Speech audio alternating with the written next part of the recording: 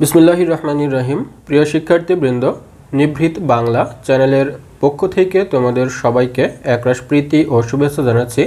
আমি মোহাম্মদ আসিফ করিম শিমুল, প্রভাষক বাংলা, সুলতান Mahmud degree college, Senbag, Noakhali. প্রিয় শিক্ষার্থীবৃন্দ, আজকের ভিডিওতে আমরা আলোচনা করব স্নাতক দ্বিতীয় বর্ষের বাংলা জাতীয় ভাষা গ্রন্থ থেকে কবিতা অংশের কবি কাজী নজরুল ইসলাম রচিত চৈতি হাওয়া কবিতা সম্পর্কে। প্রিয় শিক্ষার্থীবৃন্দ, তোমরা ইতিমধ্যেই জানো যে কবি কাজী নজরুল ইসলামকে বলা হয়ে থাকে বাংলাদেশের একজন বিদ্রোহী কবি।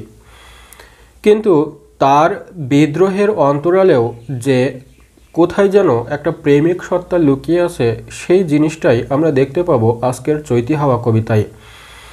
বিদ্রোহের পাশাপাশি প্রতিবাদ মুখর কবিতা রচনার পাশাপাশি তিনি যে কত বড় রোমান্টিক কবি হতে পারেন তা চৈতি হাওয়া কবিতা পাঠ করলেই বোঝা যাবে।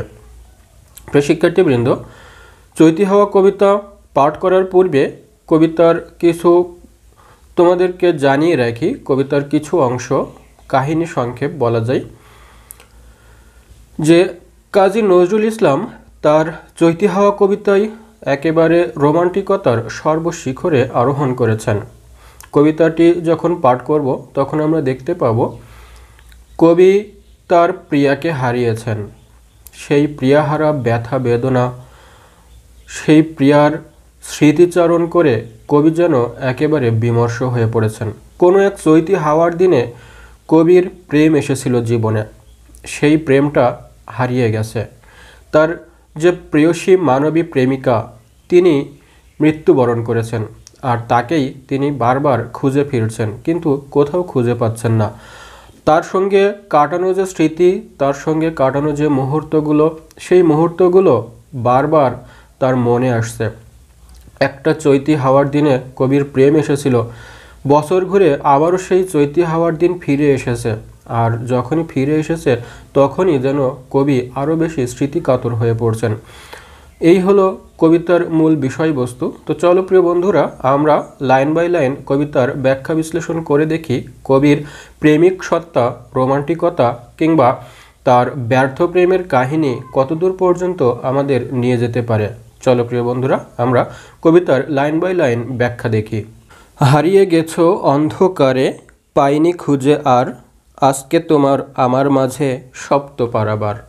প্রিয় শিক্ষার্থীবৃন্দ, কবি বলছেন তার প্রেমিকাকে উদ্দেশ্য করে যে কোনো এক অন্ধকারে তুমি হারিয়ে গেছো, তোমাকে আর খুঁজে পায় না।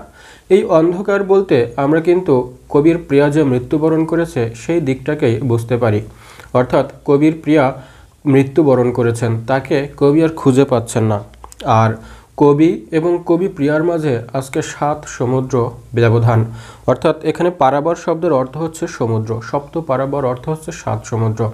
অর্থাৎ আমরা তখনই 7 সমুদ্রের কথা উল্লেখ করি যখন সেটা অসম্ভব হয়ে দাঁড়ায়।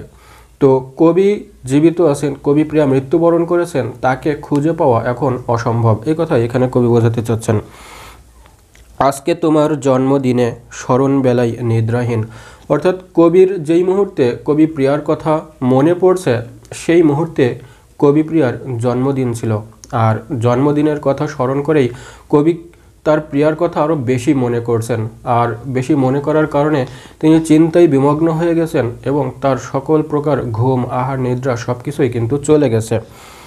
হাতড়ে ফিরি হারিয়ে যাওয়া অকুল অন্ধকার, এই সে হেতাই হারিয়ে গেছো কুড়িয়ে পাওয়া হার। অর্থাৎ কবি এখানে বলছেন যে সব হাতড়িয়ে ফিরছে হারিয়ে যাওয়া অকুল অন্ধকার। অর্থাৎ যেই জিনিসটা হারিয়ে গেছে, যেই স্মৃতিটা হারিয়ে গেছে, সেই জিনিসটা এখন কিন্তু অন্ধকারে চলে গেছে। যেই জিনিসটা আমরা খুঁজে পাই না, যে জিনিসটা হারিয়ে যায়, সেই জিনিসটাকে আমরা অন্ধকারের সঙ্গে তুলনা করি, কারণ সেই অন্ধকারে হাতড়েও কিন্তু আমরা আর আমাদের হারিয়ে যাওয়া জিনিসটা ফিরে পাবো না। এজন্য কবি বলছেন যে তিনি এই অন্ধকারেই তার যে কুড়িয়ে পাওয়া হারটা, সেই হারটা হারিয়ে গেছে। কুড়িয়ে পাওয়া হার, এই জায়গাতে কবি তার কবি প্রিয়াকে নির্দেশ করছেন, যে কবি প্রিয়াকে হারের সঙ্গে তুলনা করছেন। আর এই যে হেথাই, এটা একটা স্থানের নির্দেশ করছেন। যেই জায়গাতে বসে কবি তার কবি প্রিয়ার কথা মনে করছেন, সেই জায়গাতে একদিন কবি প্রিয়ার কাছে, মানে কবির কাছে কবি প্রিয়া কিন্তু এসেছিল। তো সেই কবির প্রিয়া হারিয়ে গেছেন এবং তিনি অন্ধকারে তাকে বারবার হাতড়ে হাতড়ে খুঁজে ফিরছেন।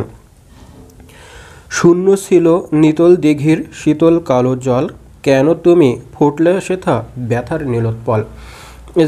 এই জায়গাতে কবি বলছেন শূন্য ছিল, অর্থাৎ নিতল দিঘি বলতে কবিতার নিজেকে বুঝিয়েছেন, নিজের মনকে বুঝিয়েছেন। অর্থাৎ কবির নিজের মনে কোনো প্রেম ছিল না, একেবারে প্রেম শূন্য ছিল কবি। এজন্য কবি বলছেন যে শূন্য ছিল নিতল দিঘির শীতল কালো জল। অর্থাৎ দিঘির জলে যদি কোনো কিছু না থাকে, কোনো মাছ না থাকে, কোনো পোকামাকড় না থাকে, কিংবা কোনো ফুল না থাকে, তো দিঘিটা যেমন নিথর নিস্তব্ধ হয়ে থাকে, কবির মনটাও ঠিক তেমনি নিথর নিস্তব্ধ ছিল। সেখানে প্রেমের কোনো বালাই ছিল না, সেখানে কোনো দুঃখের কিছু ছিল না, একেবারে নিরেট ছিল। তো সেই জায়গাতে কবির প্রিয়া চলে আসলো এবং কবি বলছেন কেন তুমি ফুটলে সেথা ব্যথার নীলোৎপল। অর্থাৎ কবি এবার জিজ্ঞাসা করছেন আমার এই যে মনটা, এই মনটা তো ফাঁকা ছিল, এখানে কোনো ব্যথা ছিল না, কোনো কষ্ট ছিল না, সেই জায়গাতে তুমি কেন পদ্ম হয়ে ফুটলে। এবং সেই পদ্মটা কোন পদ্ম? নীল পদ্ম, যেটা আমরা নীলকে কিন্তু ব্যথা বেদনার সঙ্গে তুলনা করে থাকি। নীল রংটা বেদনার প্রতীক, সেই জায়গাতে নীল পদ্ম হিসেবে কবিতার প্রিয়াকে উপস্থাপন করছেন যে কবির হৃদয়ে কিন্তু এই পদ্ম হয়ে ফুটে সেই পদ্মটা আবার শুকিয়ে গেছে, হারিয়ে গেছে। কবি প্রিয়া চলে যাওয়ার ফলে কবির হৃদয় কিন্তু ব্যথায় একেবারে বেদনাতুর হয়ে উঠেছে। আধার দিঘির রাঙলে মুখ, নিটোল ঢেউয়ের ভাঙলে বুক। অর্থাৎ কবি বলছেন এই যে দিঘির জলে তুমি নীল পদ্ম হয়ে ফুটেছিলে, সেই পদ্মটা যখন হারিয়ে গেল তখন কিন্তু দিঘির মুখটাও রাঙা হয়ে গেল। অর্থাৎ কবির নিজের মনের কথা বলছেন, তার নিজের মনটাও কিন্তু ব্যথিত হয়ে গেল। এবং নিটোল ঢেউয়ের ভাঙলে বুক, ওর যে ঢেউটা ছিল সেই ঢেউয়ের বুকটাও কিন্তু ভেঙে গেল। দিঘির জলের যে ঢেউ, সেই ঢেউয়ের বুকটাও ভেঙে গেল। অর্থাৎ কবির নিজের হৃদয়টাও ভেঙে চুরমার হয়ে গেল। কোন পূজারীর নীল ছিঁড়ে ছিন্ন তোমার দল, ঢেকেছে আজ কোন দেবতার কোন সে পাষাণতল। তোমরা জানো যে হিন্দুদের পূজার জন্য, পূজা অর্চনার জন্য, পবিত্র কোনো কাজের জন্য কিন্তু নীল পদ্ম বা পদ্ম ফুল দরকার হয়। তো এই কথাটাই কবি বলছেন যে কোন পূজারীর নীল ছিঁড়ে ছিন্ন তোমার দল। অর্থাৎ কোন পূজারী তুমি যেই পদ্ম হয়ে ফুটেছিলে সেই পদ্মটাকে কোন পূজারী ছিঁড়ে নিল। আর ঢেকেছে আজ কোন দেবতার কোন সে পাষাণতল, তোমার সেই ফুল দিয়ে বা তোমাকে দিয়েই কোন দেবতা তার পাষাণ হৃদয়টাকে ঢেকে রেখেছে। একটা জিনিস খেয়াল করো, এই জায়গাতে দেবতারা যেমন দেবতার আরাধনা করার জন্য পূজারীরা যেমন পূজার জন্য ফুল ছিঁড়ে নেয়, অর্থাৎ পদ্ম ফুল ছিঁড়ে নেয়, কবি মনে করছেন যে কোনো পূজারী হয়তো তার সেই পদ্মকে ছিঁড়ে নিয়েছেন। আসলে এই জায়গাতে কোন পূজারী বলতে আমরা কিন্তু স্বয়ং ঈশ্বরকে বা বিধাতাকেই বুঝে থাকি, যে বিধাতা তার সৃষ্ট একটা জীব কবির প্রিয়া, তাকে কিন্তু তার কাছে ডেকে নিয়েছেন, অর্থাৎ তিনি মৃত্যুবরণ করেছেন। এই কথাটাই কবি এখানে বোঝাতে চাচ্ছে। অস্তক্ষিয়ার হারামানিক বোঝাই করা না, আসছে নিতুই ফিরিয়ে দেওয়ার উদয় পারের গা। অর্থাৎ কবি বলছেন যে অস্ত খেয়ার হারামানিক বোঝাই করা না। অস্ত শব্দের অর্থ হচ্ছে অস্ত যাওয়া, খেয়া নষ্ট হওয়া। খেয়া শব্দের অর্থ হচ্ছে নৌকা, হারামানিক অর্থ হচ্ছে হারিয়ে যাওয়া মানিক বা ধন সম্পদ। বোঝাই করা না অর্থাৎ যেই একটা খেয়া নৌকা, যেই খেয়া নৌকাতে অনেক ধন সম্পদ ছিল, সেই ধন সম্পদ বোঝাই করা সেই খেয়াটা হচ্ছে কি হয়েছে, আসছে নিতুই ফিরিয়ে দেওয়ার উদয় পারের গা। সব সময়ই আসছে, কিন্তু তাকে ফিরিয়ে দিতে হচ্ছে উদয় পারের গায়ে, অর্থাৎ অন্য দিকের গায়ে। এরপর কবি বলছেন ঘাটে আমি রই বসে, আমার মানিক কই গোসে। অর্থাৎ কবি সেই ঘাটে বসে রয়েছেন, কবির যে মানিকটা হারিয়ে গিয়েছে সেই মানিকটা কোথায় আছে সেটা কিন্তু তিনি খোঁজ করছেন। পারাপারের ঢেউ দোলানি হানছে বুকে ঘা, আমি খুঁজি ভিড়ের মাঝে চেনা কমল পা। পারাপার অর্থাৎ কবি যেই ঘাটে বসে রয়েছেন, এই ঘাটে কিন্তু সবসময় যাত্রীদের পারাপার হয়। এই নৌকা অর্থাৎ যাত্রীরা কিন্তু ওই পারে যায়, এই পার থেকে ওই পারে যায়। সেখানে সবসময় তোমরা যদি দেখে থাকো যে ফেরিঘাটে কিংবা জাহাজ ঘাটে যেরকম লোক যাওয়া আসা করে, ওঠানামা করে, তো কবি যেই ঘাটে বসেছেন সেই ঘাটেও তেমনি এরকম যাত্রীরা বারবার পারাপার হচ্ছেন। এই ঘাটের জিনিস ওই ঘাটে নিয়ে যাচ্ছেন জাহাজ বোঝাই করে বা নৌকা বোঝাই করে। তো কবি সেই একটা জায়গাতে বসে রয়েছেন এবং সেখানকার যে যাত্রীরা বারবার ওঠানামা করছে, সেই যাত্রীদের ভিতরে কবিতার হারিয়ে যাওয়া প্রিয়ার কোমল পাটা কিন্তু খুঁজে বেড়াচ্ছেন, তার সেই চেনা পা। তার প্রেমিকার সেই চেনা পা কিন্তু খুঁজে বেড়াচ্ছেন। আদৌ এটা কিন্তু সম্ভব না। তারপরেও কবিতার নিজের মনকে কোনো মতে নিজের মনকে কোনো মতেই বোঝাতে পারছে না যে তার প্রিয়া আসলে হারিয়ে গেছে। বইছে আবার চৈতি হাওয়া, গুমরে ওঠে মন, পেয়েছিলাম এমনি হাওয়ায় তোমার পরশন। অর্থাৎ বছর ঘুরে আবার সেই চৈতি হাওয়া বইতে শুরু করেছে। কবি বলছেন এরকমই একটা চৈতি হাওয়ার দিনে তোমার পরশন পেয়েছিলাম। পরশন শব্দের অর্থ হচ্ছে স্পর্শ পাওয়া। অর্থাৎ সেই চৈতি হাওয়া, এরকম একটা চৈতি হাওয়ার দিনে কবি তার প্রেমিকার স্পর্শ পেয়েছিলেন। তেমনি আবার মহুয়া মৌ, মৌমাছিদের কৃষ্ণা বউ। অর্থাৎ এই চৈতি হাওয়ার দিনে মৌমাছিদের সৌন্দর্যের একটা তুলনা করছেন। পান করে ওই ঢুলছে নেশাই, দুলছে মহুল বন, ফুল শৌখিন দক্ষিণ হাওয়ায় কানন ও চাটন। অর্থাৎ এমনি চৈতি হাওয়ার দিনে মৌমাছিরা মধু পান করে নিজেদের ভিতরে এক প্রকার মত্ততা প্রকাশ করে। কবিও ঠিক কবিপ্রিয়ার মধু পান করে এরকম একটা মত্ততা প্রকাশ করেছিল কিন্তু একটা দিন। সেই জিনিসটা এখন দক্ষিণ হাওয়াই কানন যেরকম উচাটন, কবি প্রিয়া হারানোর ব্যথায় আজকে কবিও তেমনি উচাটন হয়ে আছেন। পড়ছে মনে টগর চাপা, বেল চামেলি জুই, মধুপ দেখে যাদের শাখা আপনি যেত নই। এই জায়গাতে কবি তার হারিয়ে যাওয়া প্রেমিকার স্মৃতি স্মরণ করার জন্য তার যে সমস্ত ফুল বা যে সমস্ত জিনিসের সঙ্গে তার একটা সখ্যতা ছিল সেই জিনিসগুলোর কথা কিন্তু এখানে তুলে ধরেছেন। যে আজকে এই মুহূর্তে, আজকে এই চৈতি হাওয়ার দিনে কবির মনে পড়ছে যে টগরের কথা মনে পড়ছে, চাপার কথা মনে পড়ছে, বেলের কথা মনে পড়ছে, চামেলি বা জুই, এ সমস্ত ফুল বা ফলের কথা কবির মনে পড়ছে। কারণ কি, মধুপ দেখে যাদের শাখা, মধুপ শব্দের অর্থ হচ্ছে মৌমাছি। এই মৌমাছি দেখে এই যে সমস্ত ফুলের কথা বলা হলো, এই ফুলগুলো কিন্তু মাথা নত করে দিত যে মৌমাছি যেন এসে তাদের থেকে মধু আহরণ করে। তো এই জায়গাতে প্রত্যেকটা ফুলের উপমায় আমরা কিন্তু কবি প্রিয়ার একটা চিহ্ন পাই। যেই মুহূর্তে কবির সঙ্গে কবি প্রিয়ার ভাব হয়েছিল সেই মুহূর্তে কিন্তু কবি প্রিয়া ফুলগুলো যেরকম মধু বা মৌমাছি দেখে নিজেদেরকে বিলিয়ে দেয়, কবি প্রিয়াও কবিকে দেখে ঠিক তেমনিভাবে বিলিয়ে দিত যে আমার থেকে তুমি মধু আহরণ করো। হাসতে তুমি দুলিয়ে ডাল, গোলাপ হয়ে ফুটতো গাল। অর্থাৎ কবি প্রিয়া এই সমস্ত ফুলের ডালগুলো দুলিয়ে দুলিয়ে হাসতো, আর যখনই হাসতো কবির কাছে মনে হতো তার প্রিয়ার গালটা যেন গোলাপের মতো হয়ে গেছে। থল কমলি আওড়ে যেত, তপ্ত ওগাল ছুঁই, বকুল শাখা ব্যাকুল হতো, টল মলাতো ভুই। অর্থাৎ থল কমলি এটা একটা ফুল বা হচ্ছে যেটাকে আমরা বলি আর্ককলমি, অর্থাৎ এক ধরনের গাছ, গুল্ম জাতীয় গাছ। সেগুলো হচ্ছে ওই বাতাসের তালে তালে সেই কবিপ্রিয়ার গাল যেটা গোলাপের মতো মনে হতো সেই গালটা ছুঁয়ে যেত। আর সেখানে বকুল শাখা ছিল, সেই বকুল শাখাটা ব্যাকুল হতো এবং টল মলাতো ভই। অর্থাৎ সেই বকুল শাখাটা ওই বিষয়টা দেখে যেন লজ্জায় রঙিন হয়ে কেমন একটা টলমল টলমল ভাব ধারণ করত। চৈতি রাতের গাইতো গজল, বুলবুলিয়ার বর, দুপুর বেলায় চবুতরায় কাঁদতো কবুতর। অর্থাৎ আমরা এতক্ষণ দেখলাম দিনের ঘটনা, চৈতি হাওয়ার দিনের ঘটনা। এবার চৈতি রাতের ঘটনা বলছে।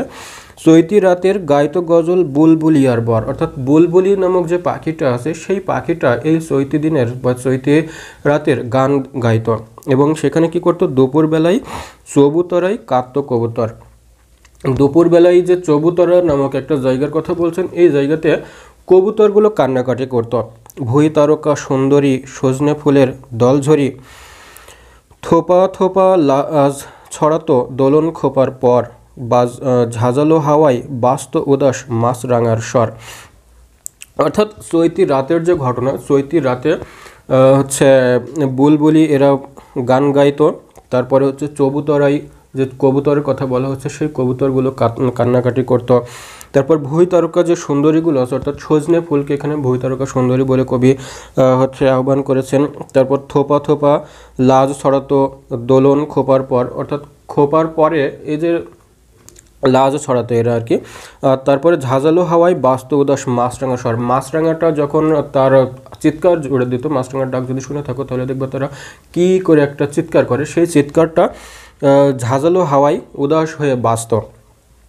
পিয়াল বোনাই পলাশ ফুলের গেলাস ভরা মৌ, ক্ষেত বধূর জড়িয়ে গলা সাঁওতালিয়া বউ। অর্থাৎ পলাশ ফুল অর্থাৎ শিমুল ফুলের যে শিমুল ফুল থেকে এক ধরনের রস আহরণ করা হয়, যেই জিনিসটা হচ্ছে সাঁওতালিরা সেই রসটা পান করে। লুকিয়ে তুমি দেখতে তাই বলতে আমি অমনি চাই। অর্থাৎ এই যে সাঁওতালিরা পলাশ ফুল থেকে এক ধরনের রস আহরণ করতো, যেটা হচ্ছে অনেকটা নেশা ধরায়, সেই ধরনের নেশা জাতীয় বস্তু শিমুল বা পলাশ ফুল থেকে আহরণ করতো এবং সেটা সাঁওতালি বধূরা খেত। এবং এই জিনিসটাই কবি প্রিয়া লুকিয়ে লুকিয়ে দেখতো যে ওই জিনিসটা কেন খেত, যে ওই জিনিসটা খাওয়ার পরে নিজের ভিতরে এক ধরনের উত্তেজনা ভাব তৈরি হয়, প্রিয় মানুষটার সঙ্গে একটা আলিঙ্গন করার মতো ইচ্ছা তৈরি হয় ভিতরে। সেই জিনিসটা সাঁওতালিরা করে থাকে, সেইটাই কবি প্রিয়া দেখতো এবং কবির কাছে আবদার করতো, ওরা যেমন ওই ফুল থেকে আহরিত বস্তুটা পানীয়টা খাচ্ছে, আমিও ওই বস্তু থেকে আহরিত ওই পানীয়টা খেতে চাই। খোপায় দিতাম চাপা গুজে, ঠোঁটে দিতাম মৌ, হিজল শাখায় ডাকতো পাখি বউ গো কথা কও।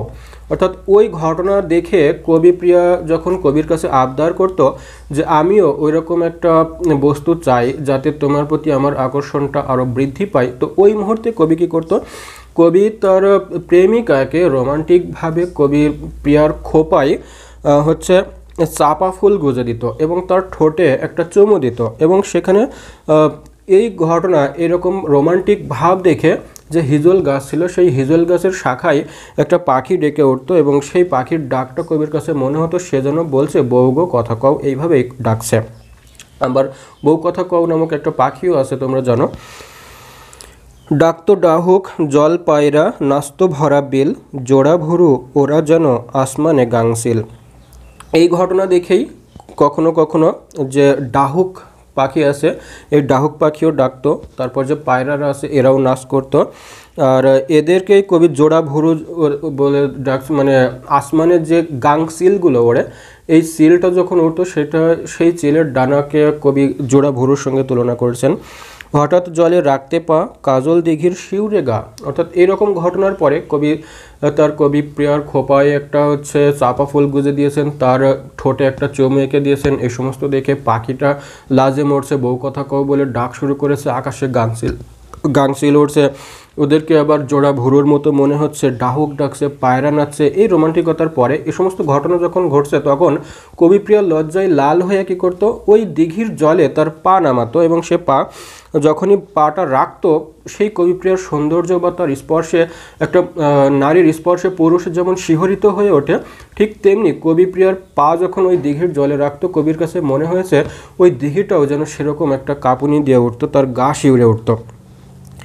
কাটা দিয়ে উঠতো মৃণাল, ফুটতো কমল ঝিল, ডাগর চোখে লাগতো আমার সাগর দিঘির নীল। অর্থাৎ কবির প্রিয়া যখনই দিঘির জলে পা রাখতো তখনই যেন কাটা দিয়ে উঠতো, অর্থাৎ যে মৃণাল শব্দের অর্থ হচ্ছে ডাটা, পদ্মের ডাটা, তো সেই পদ্মের ডাটাইতে যেন কাটা দিয়ে উঠতো এবং সেই ঝিল বা বিলে কমল ফুল ফুটতো, আর ডাগর চোখে লাগতো তোমার সাগর দিঘির নীল। তোমার ওই যে কবি প্রিয়ার যে ডাগর চোখ, ওই চোখটা সাগর জলের যে নীল জলের যে একটা আভা, কবির প্রিয়ার চোখেও যেন সেই নীল একটা আভা ফুটে উঠতো। উদাস দুপুর কখন গেছে, এখন বিকাল যাই, ঘুম জড়ালো ঘুমতি নদীর ঘুঙুর পরা পায়। অর্থাৎ এতক্ষণ কবি কিন্তু কবির প্রিয়ার সাথে রোমান্টিকভাবে যে সময়গুলো অতিবাহিত করেছেন সেই সময়ের কথা কবি মনে করছিলেন। সেই সময়ের কথা মনে করতে করতে সারা দিন পার হয়ে গেছে, দুপুর গড়িয়ে এখন দিন বিকালও যায় অবস্থা। অর্থাৎ সকালবেলা তিনি এসে বসেছেন, সকাল পেরিয়ে চলে গেছে, দুপুর পেরিয়ে চলে গেছে, সেখানে অনেক হাজার হাজার লোক যাতায়াত করেছে, তাদের ভিতরে কবি তার প্রিয়ার কোমল পা খুঁজে বেরিয়েছেন কিন্তু পাননি। এইভাবে তার সুখের স্মৃতিগুলো মনে করতে করতে বিকালও যায় অবস্থা। এবং এই বিকাল যায় সন্ধ্যা মুহূর্তে যখন সন্ধ্যা আসছে সেই সময় কিন্তু সেই যে দিঘির জলে বা সাগরের ধারে কবি বসেছিলেন, সেই দিঘি বা সাগরের পানিতেও এক প্রকারের নিস্তব্ধতা নেমে আসছে। কবির কাছে মনে হচ্ছে যেন এখানে এদের ঘুমে জড়িয়ে ধরছে বা ঘুম এসে যাচ্ছে। শঙ্খ বাজে মন্দিরে, সন্ধ্যা আসে বন ঘিরে। অর্থাৎ সারা দিন কিন্তু পার হয়ে গেছে, কবি প্রিয়ার অপেক্ষায় পার করতে করতে সারা দিন চলে গেছে, এখন সন্ধ্যা চলে আসছে এবং সন্ধ্যার সময় যে মন্দিরে আরতি হয় তার একটা শঙ্খধ্বনি বাজছে। ঝাউয়ের শাখায় ভেজা আধার কে পিজেছে হাই, মাঠের বাসি বন উদাসী ভীম পলাশি গায়। আচ্ছা, এরপর দেখো, বউল আজি বাউল হলো আমরা তফাতে, আম মুকুলের গুজি কাঠি দাও কি খোপাতে। আচ্ছা, বউল মৌমাছিরা হচ্ছে, আজকে বাউল হচ্ছে মৌমাছিরা তার যে গুনগুন ভ্রমরের যে গুঞ্জন, সেই গুঞ্জনকে কবি এই বাউল বলে সম্বোধন করছেন এবং কবি বলছেন যে ওরা আজকে বাউল হলো, ভ্রমর গুনগুনিয়ে গান গাচ্ছে, কিন্তু আমরা তফাতে রয়ে গেলাম। আম মুকুলের গুজি কাঠি দাও কি খোপাতে, অর্থাৎ আমের মুকুল হইলে আমের যে ফুলটা হয় সেই ফুলটা কবির প্রিয়া তার খোপাতে গোস্ত, যে খোপায় যে সমস্ত কাঠি ব্যবহার করা হয়, তো কবি প্রিয়া আমের মুকুলকে সেই খোপার কাঠ হিসেবে ব্যবহার করত। তো অর্থাৎ এখানে কবি বলছেন যে সেই চৈতি হাওয়ার দিনে যেরকম গাছে গাছে আমের মুকুল ফলে এবং সেখানে ভ্রমররা গুনগুন করে তার থেকে মধু আহরণ করে, তো একটা সময় সেই আমের মুকুল ঝরে যায়, সেই তারপরে আর কিছুই থাকে না। তো সেই দিনটা আবার ফিরে এসেছে যে মৌমাছিরা তাদের গুনগুন করে আবার তাদের কার্যক্রম শুরু করেছে, তারা গান শুরু করেছে, আবার সে আমের মুকুল ফুটেছে। কবি প্রিয়ার কে মনে মনে জিজ্ঞাসা করছেন, সেই সময় যেরকম আমের মুকুলটা তুমি খোপায় দিতে, আজও কি সেই আমের মুকুল খোপায় দাও? ডাবের শীতল জল দিয়ে মুখ আজ মাজো কি আর প্রিয়া, অর্থাৎ মেয়েদের যে সৌন্দর্য চর্চার একটা ইঙ্গিত কবি এখানে দিয়েছেন, সে বিষয়টা এখানে ফুটে উঠেছে যে কবির প্রিয়া তার মুখের স্নিগ্ধতা ফিরিয়ে আনার জন্য ডাবের জল দিয়ে মুখ ধৌত করত। কবি তাকে জিজ্ঞাসা করছেন যে এখনও কি তুমি সেই ডাবের জল দিয়ে মুখ ধৌত করো। এটা আসলে কবির স্মৃতিচারণ, কল্পনা করছেন যে সেই সময় যেরকম ডাবের জল দিয়ে মুখ ধুতো, এখনও কি সে মুখ ধোয়। প্রজাপতির ডানা ভরা সোনার টোপাতে, ভাঙা ভুরু দাও কি জোড়া রাতুল শোভাতে, অর্থাৎ প্রজাপতির ডানার যে রং, সোনার মতো জলজল করা রং, সেই রংটা কবি প্রিয়াচর জোড়া ভুরুতে লাগিয়ে এক ধরনের, রাতুল শব্দের অর্থ হচ্ছে রাঙা, সেই রাঙা একটা শোভা তৈরি করতো। তো কবি মনে মনেই কল্পনা করছেন আজও কি কবিপ্রিয়া এই ধরনের কাজটা করে থাকে। বউল ঝরে ফলেছে আজ থলো থলো আম, রসের পীড়ায় টসটসে বুক ঝরছে গোলাপ জাম। বউল শব্দের অর্থ হচ্ছে যে আমরা যেটাকে বইল বলি, আমের বইল বা আমের যে ফুল, এটাকে বলা হয় বউল। তো সেই বউল বা আমের ফুল ঝরে কি হয়েছে, থলো থলো আম ফলেছে, রসের পীড়ায় টসটসে বুক ঝরছে গোলাপ জাম, অর্থাৎ যে জাম আছে, বড় বড় জাম, সেই জামের বুকেও কিন্তু এখন টসটসে রস বিচরণ করছে। কাম রাঙারা রাঙলো ফের পীড়ন পেতে ওই মুখের, অর্থাৎ কবির প্রিয়া কামরাঙা খেতে খুব পছন্দ করত। তো সেই কামরাঙাটাও আবার ফলেছে। কামরাঙা তোমরা জানো যে টক জাতীয় ফল, যে রসে টসটস করে জিভায় জল এসে যায় কামরাঙার নাম শুনলেই। তো কবি প্রিয়া ওই কামরাঙা বা টক জাতীয় ফলটা খেতে খুব পছন্দ করত। তো সেই কামরাঙারা আবার রাঙা হয়ে উঠেছে, অর্থাৎ সেই কামরাঙাগুলো আবার কিন্তু পেকে উঠেছে। কেন পেকে উঠেছে? পীড়ন পেতে ওই মুখের, অর্থাৎ কবি প্রিয়ার মুখে তারা যেতে আবার তারা রাঙা হয়ে পেকে উঠেছে। স্মরণ করে চিবুক তোমার বুকের তোমার ঠাই, জামরুলের রস ফেটে পড়ে হাই কে দেবে দাম। স্মরণ করে চিবুক তোমার বুকের তোমার ঠাম, জামরুলের রস ফেটে পড়ে হাই কে দেবে দাম। এই জায়গায় কবি তার প্রিয়ার দৈহিক সৌষ্ঠব বা দৈহিক একটা সৌন্দর্যের বর্ণনা দিচ্ছেন, যে তার চিবুককে তিনি স্মরণ করছেন, তারপরে বুকের যে অংশটা তার কথা তিনি স্মরণ করছেন। এরপরে বলছে জামরুলের রস ফেটে পড়ে হাইকে দেবে দাম, অর্থাৎ যে কবি যে সমস্ত ফলগুলো পছন্দ করতো সেই ফলগুলো আবার পেকে উঠেছে, সেই ফলগুলো পেকে ঝরে যাচ্ছে, কবি প্রিয়া খেতে পারছে না। এই যে একটা না পারার ব্যর্থতা, বেদনা, এই জিনিসটার দাম কে দিবে। করেছিলাম চাউনি নয়ন, নয়ন হতে তোর, ভেবেছিলুম গাঁথবো মালা, পায়নে খুঁজে ডোর, অর্থাৎ কবি চেয়েছিল যে তার চোখের চোখ হতে চেয়েছিল, কিন্তু আবার ভেবেছিল তাকে নিয়ে মালা গাঁথবে, কিন্তু এখন সেই জিনিসগুলো বা সেই দরজাগুলো কবি আর খুঁজে পাচ্ছেন না। সেই চাহনি নীল কমল ভরলো আমার মানুষ জল, অর্থাৎ সেই যে চোখের একটা নীল চাহনি, সেই চাহনিতে কবির মানুষ জল ভরে যেত। কমল কাটার ঘা লেগেছে মর্মে মূলে মোর, বক্ষে আমার দুলে আখির সাত নরি হারলোর। এটা খুব দারুণ একটা লাইন, যে কমল শব্দের অর্থ হচ্ছে পদ্ম, সেই পদ্মের কাটার ঘা লেগেছে কবির মর্মে, অর্থাৎ এর একটু আগে আমরা প্রথম অংশে যখন ছিলাম তখন দেখছিলাম যে কবি তার প্রিয়াকে কমল ফুলের সঙ্গে তুলনা করছেন। তো কমল ফুল যখন হারিয়ে গেছে সেই হারিয়ে যাওয়ার ব্যথা কমল কাটার মতো, পদ্মের কাটার মতো কবির মর্মে বা কবির হৃদয়ে কিন্তু আঘাত করেছে। আর সেই আঘাতের ফলেই তার বুকে আখির সাতনরি হার, অর্থাৎ আখি শব্দের অর্থ হচ্ছে চোখ, সাতনরি হার অর্থাৎ চোখের জলের হার কিন্তু কবি এখানে তুলনা করেছেন যে কবি প্রিয়া হারিয়ে গেছে সেই ব্যথাতে তার হৃদয়ে যে কাঁপুনি বা হৃদয়ের যে ব্যথা, সেই ব্যথা বেদনায় চোখের যে জল ঝরছে এই জলেই যেন সাতনরি হার করে তিনি গলায় গেঁথে রেখেছেন। এরপরে তরি আমার কোন কিনারায় পাইনে খুঁজে কুল, শরণ পারের গন্ধ পাঠাই কমলা নেবুর ফুল। অর্থাৎ কবি বলছেন যে তরি আমার কোন কিনারায় পাইনে খুঁজে কুল, কবির যে নৌকা জীবন তরি বলা চলে, কবি তার প্রিয়াকে হারিয়ে তার জীবন তরি যে এখন কোন পাড়ে আছে, এই পারে নাকি ওই পারে নাকি মাঝ নদীতে, কবি এখন দিশেহারা হয়ে গেছেন। অর্থাৎ কবি তার প্রিয়াকে ছাড়া যেন একটা মুহূর্তও চলতে পারতেন না, এরকম একটা ভাব। তো প্রিয়াকে হারিয়ে একেবারে দিশেহারা হয়ে আছেন। আর স্মরণ পারের গন্ধ পাঠাই কমলা লেবুর ফুল, অর্থাৎ কমলা লেবুর ফুল তাকে বারবার সেই গন্ধ পাঠাচ্ছে এবং তাকে বারবার সেই প্রিয়া হারানোর কথা স্মরণ করিয়ে দিচ্ছে। পাহাড়তলির শালবনাই বিষের মতো নীল ঘনায়, অর্থাৎ পাহাড়তলির যে শালবন সেই শালবনে বিষের মতো এখন নীল ঘনাচ্ছে। শ্বাস পড়েছে ওই দ্বিতীয়ার চাঁদ ইহুদি দোল, হাইগো আমার ভিন গায়ে আজ পথ হয়েছে ভুল।